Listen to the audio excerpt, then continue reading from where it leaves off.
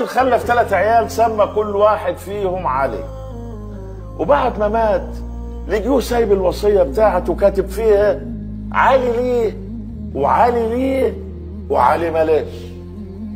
احتاروا، راحوا للعمده، احتار هو كمان مين يورث ومين ما يورث. كان في واحد عجوز في البلد اسمه دجرم قال لهم انا حلها لكم، بس خلونا جابل كل علي فيهم وحده. جابل علي الاولاني قال له والله ابوك كتب الورث باسم واحد بس فيكم، واحنا هنقطع الورقه دي ونكتب ورقه جديده ونطلع المرحوم من التربه ونبصموه عليها. علي الاولاني قال له لا لا لا، معيش ورث، ولا انت ابويا تتبهدل وتطلع من التربه، انا معيش.